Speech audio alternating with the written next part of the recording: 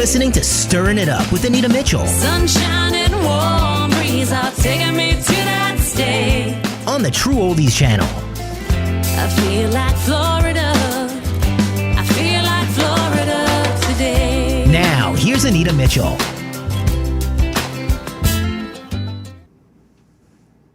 Hey everybody, welcome to Inside Out. I am Anita Mitchell, your host for an hour with some always wonderful guests. I have a couple things to tell you before we meet today's guest. First, I want to thank you for tuning in and being out there or watching the show today because you've got lots of choices. So thank you for tuning in to my favorite radio station, 95.9 in the Palm Beaches and 106.9 on the Treasure Coast. And now we have a studio and are broadcasting also not only out of Palm Beach Gardens, but now out of Boca Raton. So our coverage is much bigger now. So welcome to the news station.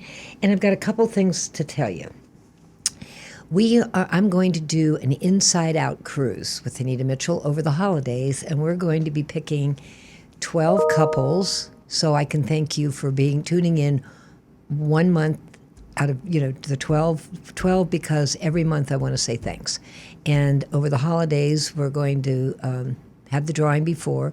The cruise will be over the holidays, and I'll get you the date as we go forward. But you need to register. And in order to do that, you need to go to trueoldiesfla.com.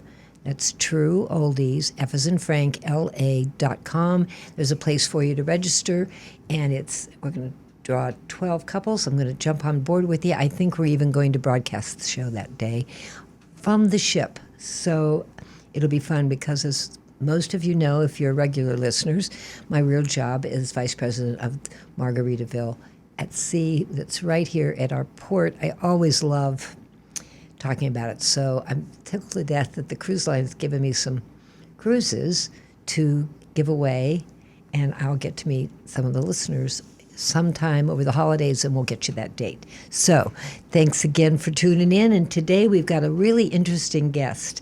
Minx, if I read a resume, it would take the whole hour. So I'm just going to welcome you to the show and start with where are you from? How did you end up in Florida?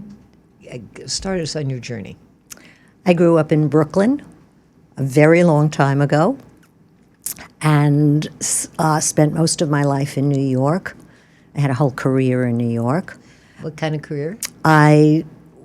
Because I got involved in health and wellness very early on, I actually taught cooking in New York for Natural Gourmet and helped write that book, and then became a nutritionist because of that. And that's what I was doing when my husband decided that he was done with Wall Street and we needed a whole new life. And so we moved down here and reinvented ourselves. Well, welcome. How long ago did you move down here? 33 years ago. Oh, wow. You're almost a native, though. Right. I kid people that have been here over 10 years. We talked about health and wellness. Talk to us a little bit about that. Okay. What I'll start by saying is, like most things in life, you kind of back into things, or life presents you with a challenge or an issue, or I don't like the word problem, but something. And so you find yourself an opportunity, perfect. And you find yourself pivoting from what you thought you were doing. I had a master's in French and was working for Union Carbide in international marketing research, and that was a whole nother world ago. And then I had a child who had some serious problems with asthma, and in order to keep him off the medications, which had side effects, I decided to approach it through food. Since I had grown up in the restaurant business, I knew a lot about cooking. I had studied. Your family was in the restaurant business? Yeah, indirectly in New York City, very famous restaurants. And so I grew up in my kitchen for that reason, and also because my grandmother was a baker, so I grew up with my hands in dough. So I knew a lot about cooking, and I decided that could be an approach that could strengthen his body so that he didn't need to be on the meds. In those days, there was Carlton Fredericks and Adele Davis, and they were the only people out there at that. So I studied with both of them. There wasn't anyone else. And eventually I met a woman named Anne-Marie Colbin who ran Natural Gourmet in New York, and I went to take her course. And after the first session, she said, "What are you doing here? You know way too much." Just the questions I was asking. And I said, "Well, I've got this child and I'm trying to figure out a way." What kind of questions? Oh, I was asking advanced cooking questions because I knew a lot about cooking. Why are you doing this? Why not that? How are you substituting this healthy ingredient for that? Can you give us, by doing that, we're going to learn something. So Okay. when you say substitute, Sugar is the perfect example. and you substituted it for, Oh, we used date sugar, we used coconut sugar, we used concentrated juice, and each of those created its own issues because some were liquid, some were granulated. So everything was a learning process. Right. When I started to figure out how to change his diet, the other thing to get him off of was anything white. So white flour, white sugar, how relevant wheat. is that today with half of the United States being diabetic? True.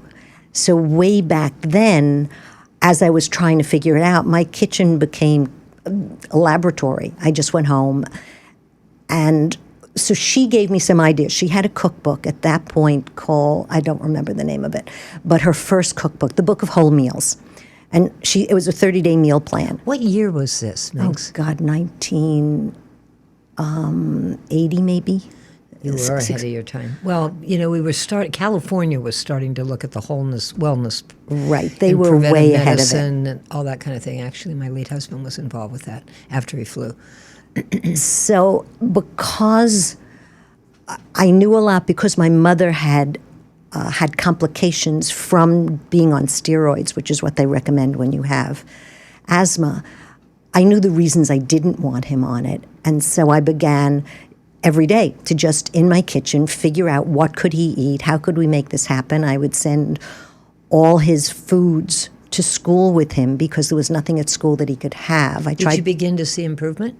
Oh, absolutely. Within 30 days, I had him off the steroids. Key? What was the key? Was it sugar?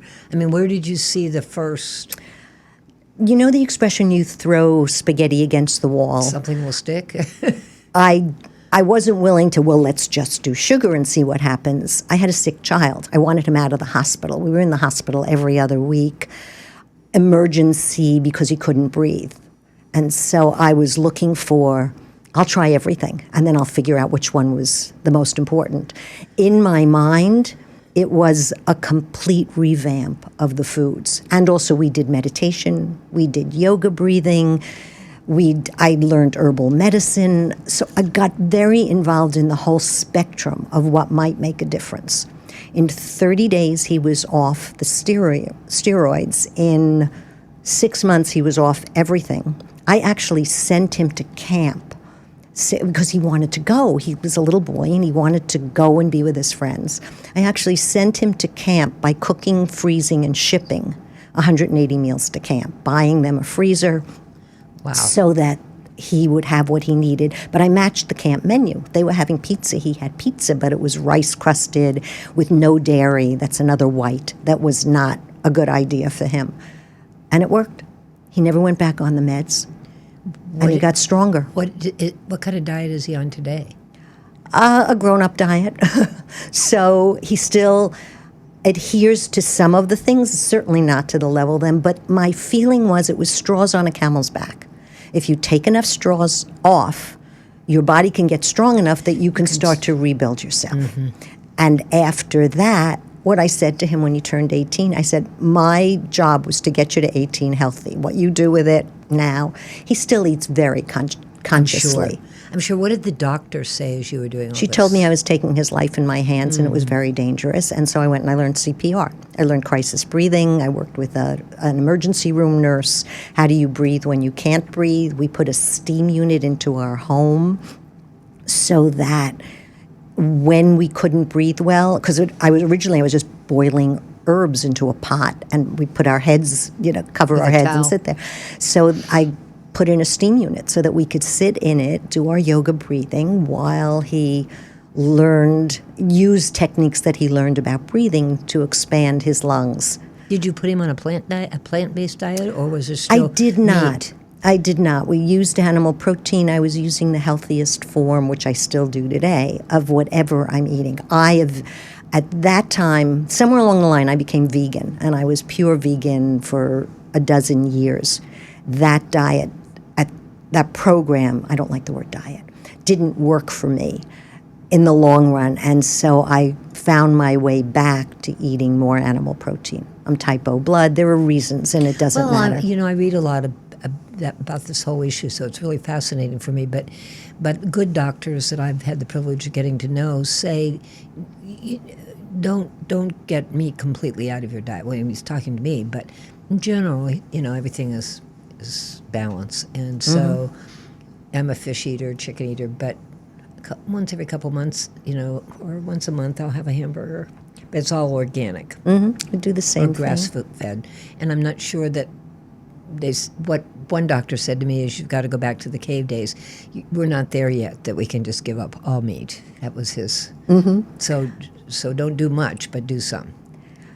What I find is I listen to my body. What I needed as a 50-year-old is not what I need as a 77-year-old. It's just not the Well, same. your diet's done you well. As Thank you. The people that are watching can attest.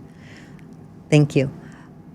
I don't know what else to say about that other than I keep listening, because what worked 2 months ago, 3 months ago may not be working now. If my energy's flagging, what do I need? What am I missing? What do I need more of, What less do you of? find if your energy's lagging? What do I find? And what do you do to naturally increase that energy? I know our listeners. More sleep.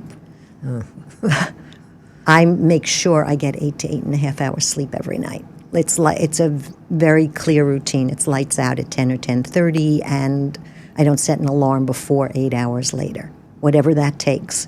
So I'm very careful about enough sleep. I'm also careful. I do so 2 hours of important. exercise every day. What kind of exercise? Combination of some kind of aerobics. I probably walk 10,000 steps a day in one way or another. And I also do either yoga or Pilates or you do. Tai Chi. I do the walking. I do because first of all, I'm on the ship.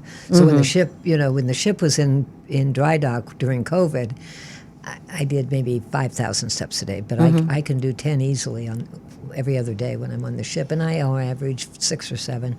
But my doctor said if you get 4 or 5 in between, you're okay. And I walk fast. I don't do the rest.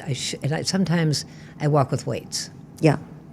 I find that I do that separately because the point of walking as humans is we cross-check. So you've got to be swinging your arms. Right. And sometimes if your weights are too heavy, you're not doing that. So no, I don't do. I do like 3 pounds or 5 pounds, and that's and it works for you. Yeah, it does. I used to skate a lot up until about maybe 4 years ago, and it's just a matter of I got busy, and then you lose confidence because I was a skater as a kid, ice skating on the ponds in the small town of Ohio, and then roller skating.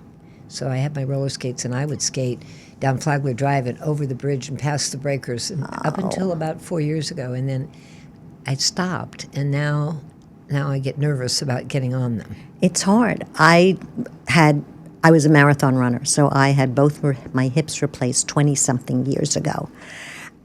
I ran them out, literally. I ran a lot. And I'm very small boned, so there were all those kinds of issues in it. And then I had to find out, so that at one point, running a lot worked.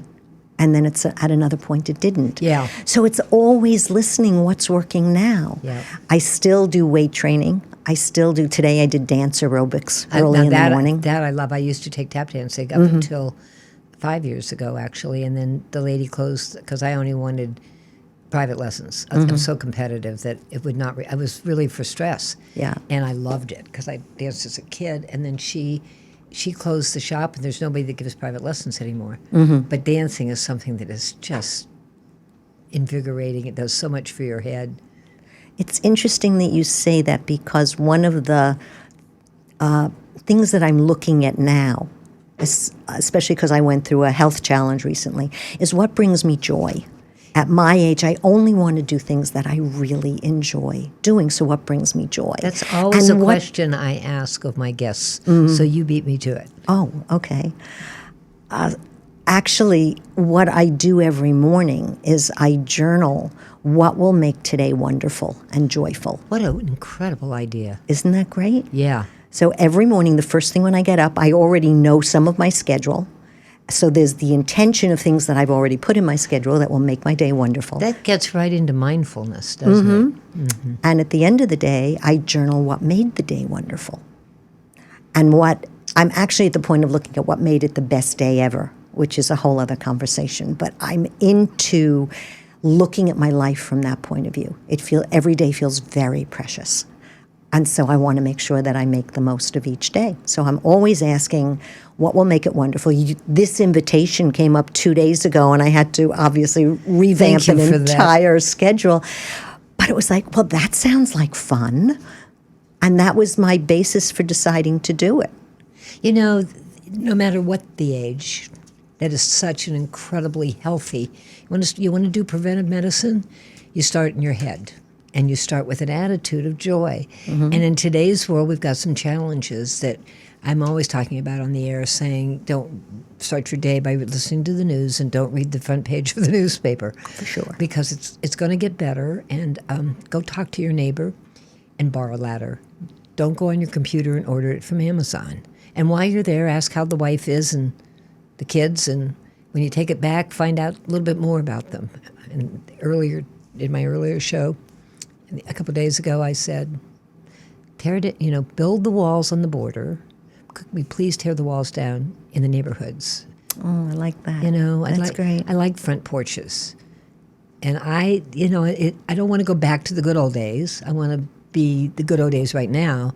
But there's some tweaks. And one of them is gated communities now because of the security issue. And it's kind of sad because I grew up in a town where the man next door and the lady next door were kind of my grandma and grandpa. They were like in their 70s, and I could sit on their front porch, and I gained so much wisdom, and that's missing today because I think the young and the old need to be homogenized, be together in neighborhoods.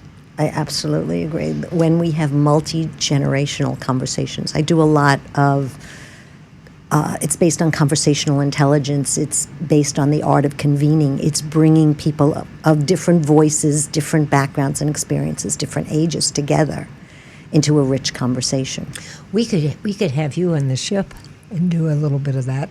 I have a friend by the name of John Hart. He's from Broward County. He was a former county commissioner, dedicated to dialogues and democracy was what he has started for students and bringing in well-known political views of all types so that you can sit and have a conversation and learn from each other.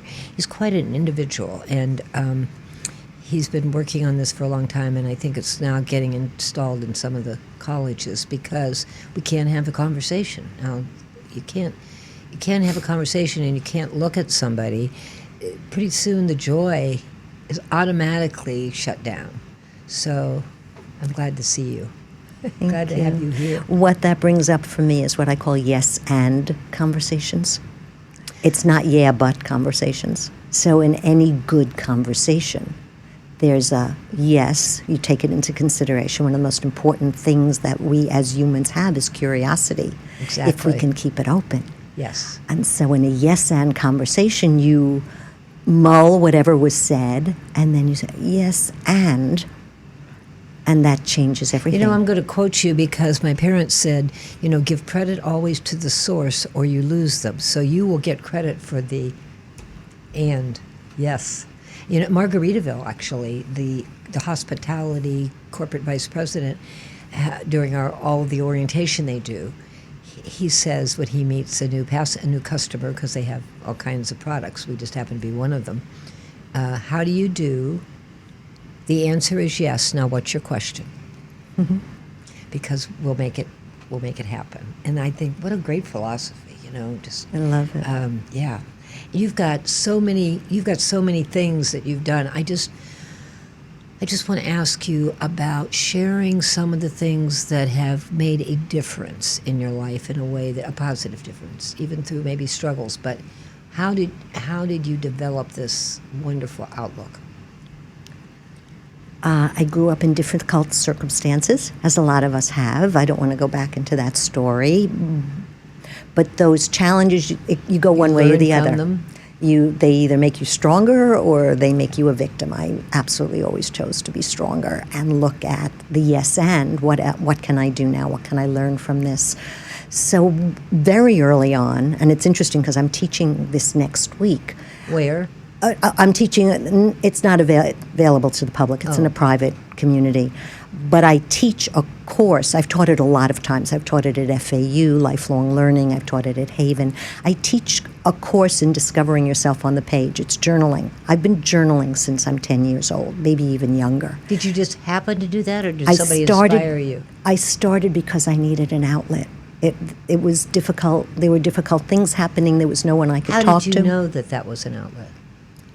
Because I love to write. From the time I was in early grade school, I actually went to a school called Ethical Culture, which is a very special school. Started after the war. There were people who were looking for a way to live. It doesn't deny or affirm the existence of God. That's not the question. The question becomes, how do we live ethical lives no matter what? That was the philosophy behind it, because there was so much tension after World War II. What now? And so I got involved in ethical culture in grade school with Dr. Newman, who was one of the founders of it. That inspired me. And we started writing books when we were in the third grade.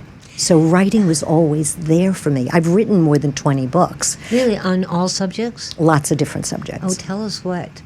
Well, a lot of them are poetry.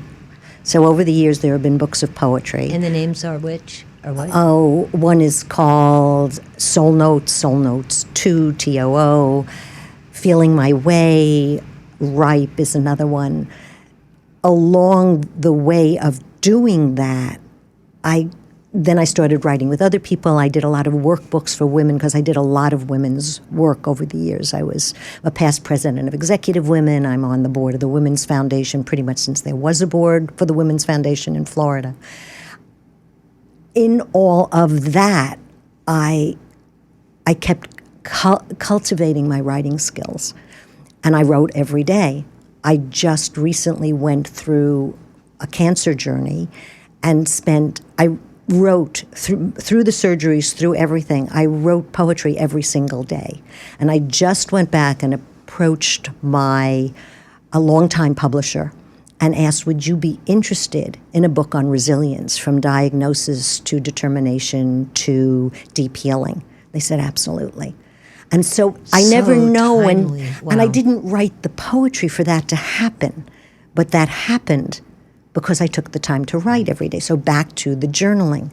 One of the things that I absolutely advocate is spending time knowing yourself deeply. And in that journaling is part of that process. Not the only way to get at it, but it's my way to get at it.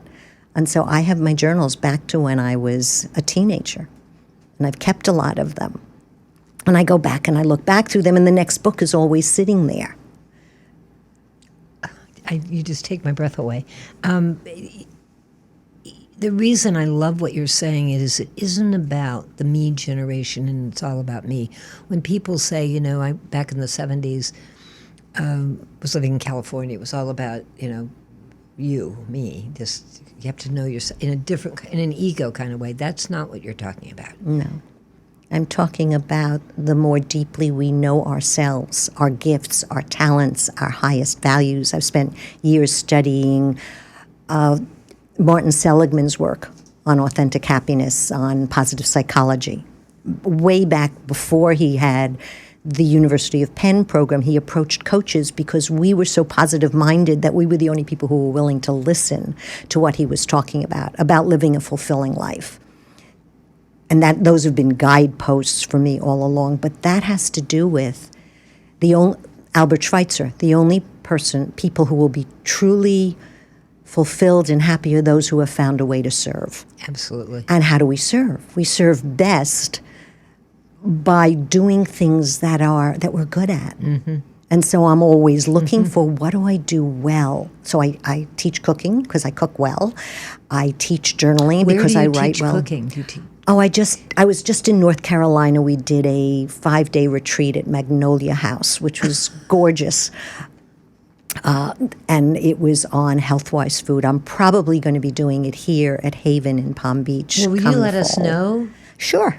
Do you know now? And I don't have dates for that yet, but one of the ways, the easiest way to ongoingly know is go to my website, coachminx.com, and sign up Spell for Minx. MINX. M as in Mary, I, N as in Nancy, X as in X-ray, coachminx.com, and sign up for the newsletter. It comes out every other week. I never use that email address for anything else, so I'm not spamming anybody anywhere. It's a 2-part process to sign up. But every 2 weeks, I come out with a newsletter because I love to write. So it's from a coach perspective.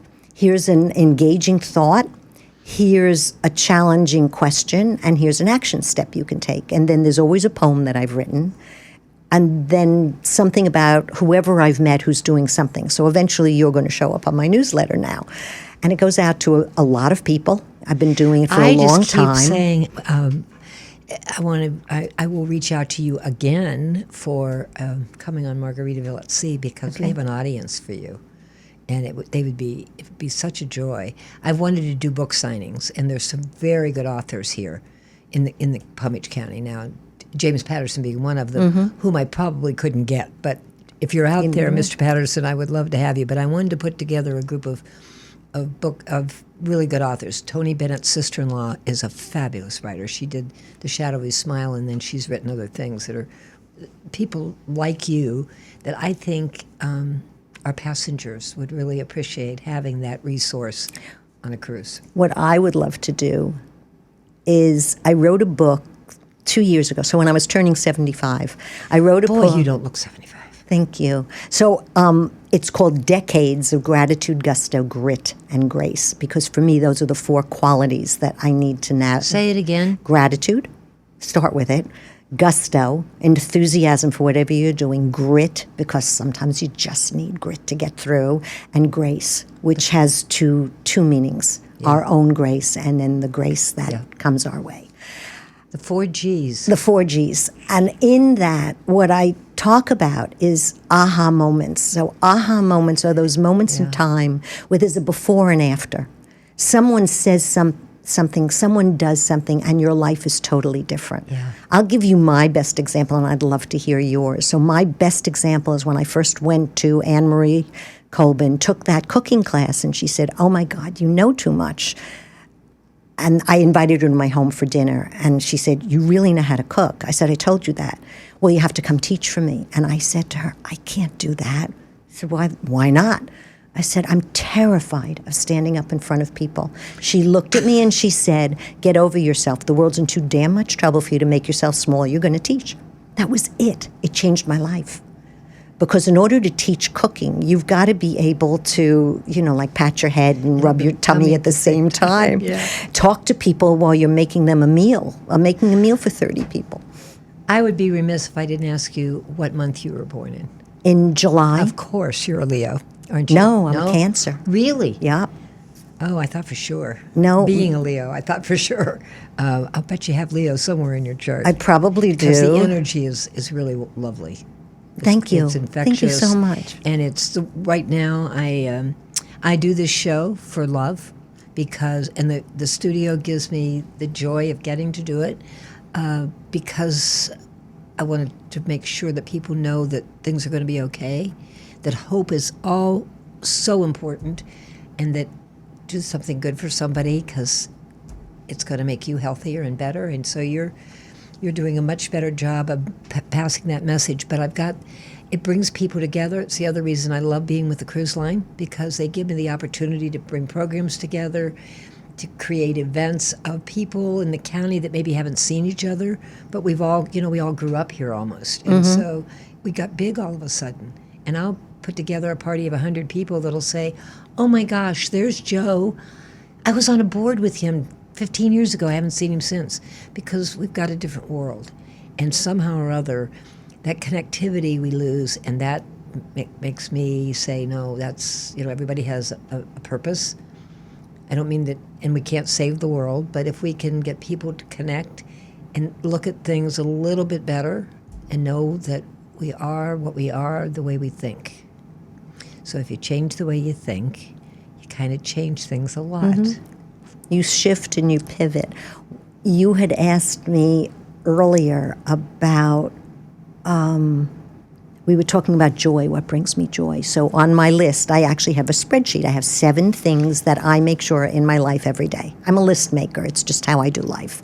I'm a journaler. I'm a list maker. And one of the things that Well, that brings also me... validates you, and it also confirms, because when you write it, you talk as though it's already happened, which is, I don't know whether you do it intuitively, but I took a course, and it has to do with the subconscious, which is where all your decisions are made.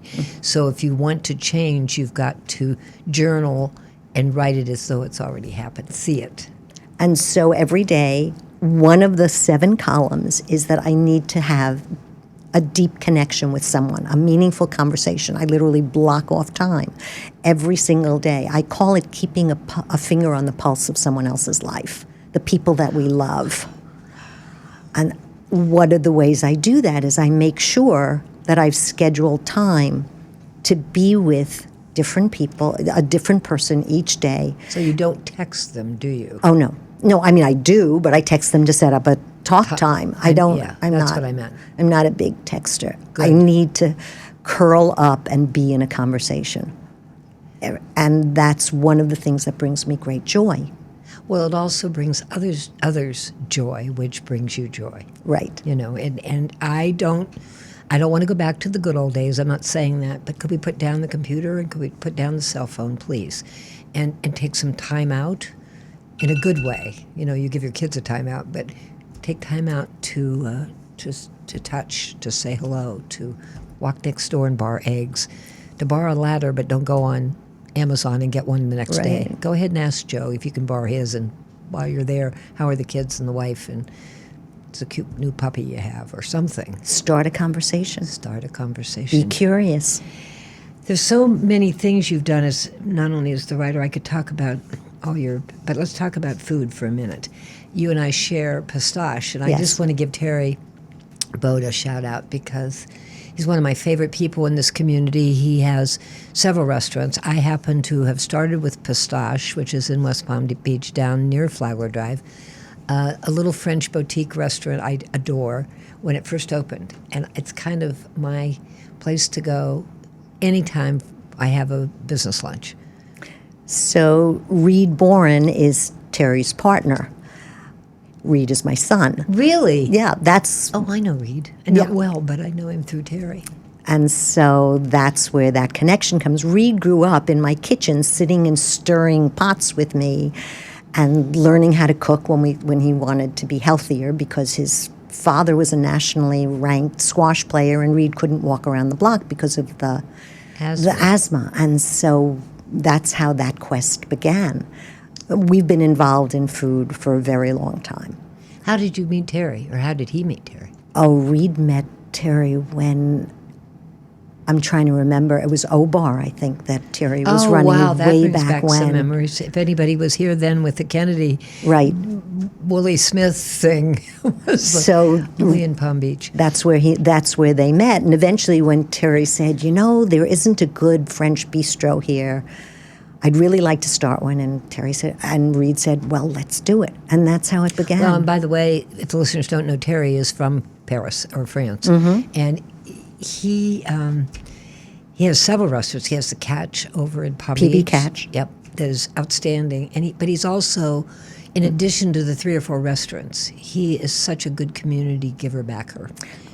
And I have to say that thank him because if any of you were here during Dorian and Freeport got hit so badly, our ship and our CEO called me at 8:30, 9 o'clock in the morning and said, we've got to go help. And my daughter was a big part of that. In fact, she was responsible for making that first call to him. And I said, when do you want to go? And he said, 6:30 tonight on the ship. Because Freeport knew our ship, and we were there every other day, and we kind of gave a life to Freeport. And I called. Terry was one of the first calls I made, and he got 50. We ended up with 350 volunteers, thanks to Rodney Mayo and my daughter and Terry. He had 50 people right now, and got on that ship, and it's just a joy. And we did 4 trips, and we put back the tourism part at least. And actually, Rodney Mayo and Terry are still helping over there. No, he's a wonderful man. I actually called him to help me with the project. I'm doing a panel at FAU on sustainable living. So former Mayor Jerry Moyo is part of that, and Penny Redford, who runs the Sustainable Initiative for Palm Beach County, What is is part of that. sustainability living? Sustainable living is how do we use our resources well, replenish them well. Terry, even in the restaurant business, is looking for both ways to support our local farms and bring in quality food, hallelujah. and then at the same time, how to reduce the use of plastic in restaurants. Oh man, I got to say that our wonderful little ship, when it was Bahama Paradise Cruise Line before we became Margaritaville, I love Loggerhead and the manatee thing, and so I was working with Loggerhead to find out where we could get paper straws. This goes back before COVID. I've been with them, 5 years? Just about 6 months in. We were one of the first cruise lines to go to all paper straws. It's a little thing, but I've learned big thing. it's a big thing. One 9-year-old kid started that over in Europe or Sweden or one of those countries. And I'm thinking, look at the impact. How many straws are floating in our oceans as a result of?